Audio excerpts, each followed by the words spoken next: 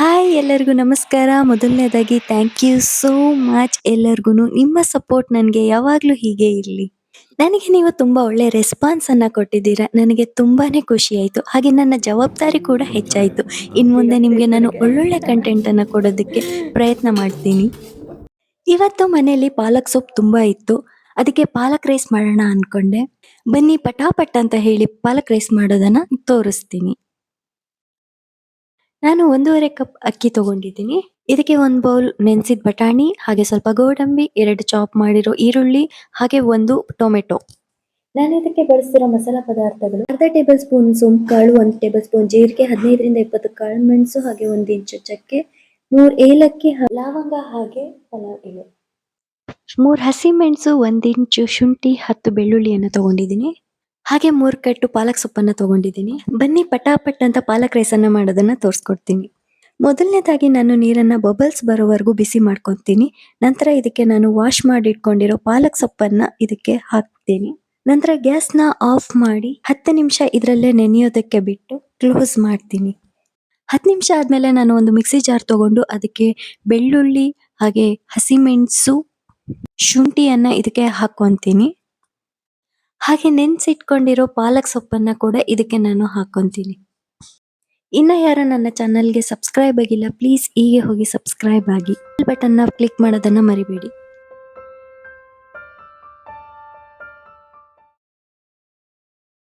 ಈಗ ಇದನ್ನು ನಾನು ಸಣ್ಣದಾಗಿ ಪೇಸ್ಟ್ ಮಾಡ್ಕೊತೀನಿ. ನಾನು ಕುಕ್ಕರ್ಗೆ ಆಲ್ರೆಡಿ 2 ಸ್ಪೂನ್ ತುಪ್ಪ ಹಾಕಿ ಬಿಸಿ ಮಾಡ್ಕೊಂಡಿದ್ದೀನಿ. ಇದಕ್ಕೆ ನಾನು ಎತ್ತಿಟ್ಕೊಂಡಿರೋ ಎಲ್ಲ ಮಸಾಲೆಗಳನ್ನು ಹಾಕಿ ಚೆನ್ನಾಗಿ ಫ್ರೈ ಮಾಡ್ಕೊತೀನಿ.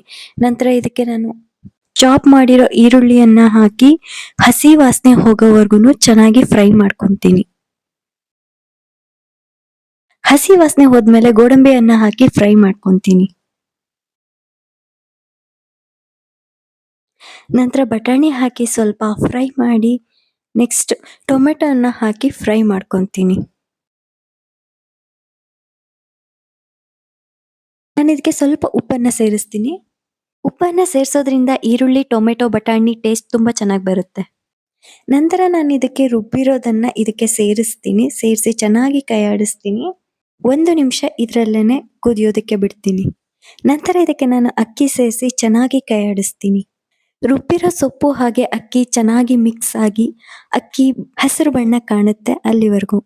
ನಂತರ ನಾನು ಇದಕ್ಕೆ ಉಪ್ಪನ್ನು ಸೇರಿಸ್ತೀನಿ. ಉಪ್ಪನ್ನು ಸೇರಿಸಿ ಇದಕ್ಕೆ ನೀರನ್ನು ಕೂಡ ಸೇರಿಸ್ತೀನಿ. 1:2 ಅಂತೆ ನಾನು 1/2 ಕಪ್ಪಿಗೆ 3 ಕಪ್ ನೀರನ್ನು ಇದಕ್ಕೆ ಸೇರಿಸ್ತೀನಿ.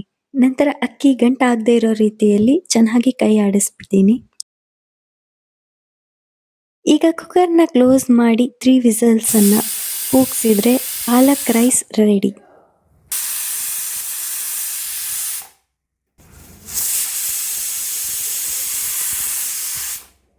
ತ್ರೀ ವಿಸಲ್ಸ್ ಆದಮೇಲೆ ಇದನ್ನು ನೆಕ್ಸ್ಟ್ ನಾನು ಚೆನ್ನಾಗಿ ಕೈ ಆಡಿಸ್ಕೊತೀನಿ.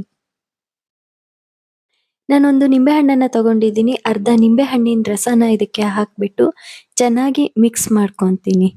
ಪಾಲಕ್ ರೈಸ್ ರೆಡಿ. ಈಗ ಟೇಸ್ಟ್ಗೆ ಅಪ್ಪಾಜಿ, ಅಮ್ಮ, ಅಕ್ಕಂಗೆ ಕೊಡ್ತೀನಿ. ಏನು ಹೇಳ್ತಾರೆ ಕೇಳೋಣ.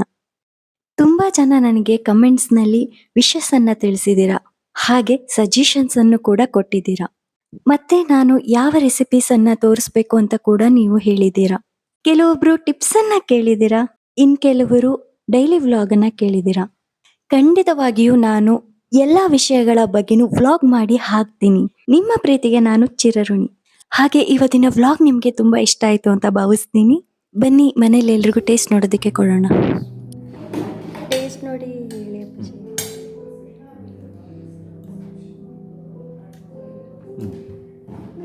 ಚೆನ್ನಾಗಿದೆ. ಥ್ಯಾಂಕ್ಸ್ ಅಪ್ಪಾಜಿ.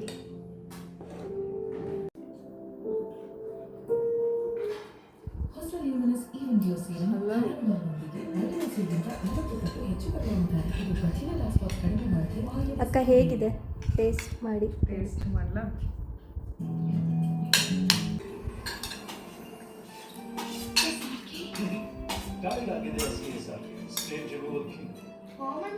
ಈ ಕಠಿಣದಲ್ಲೇ ಹೋಗೋದಿಲ್ಲ. ಚೆನ್ನಾಗಿತ್ತು. Thank you.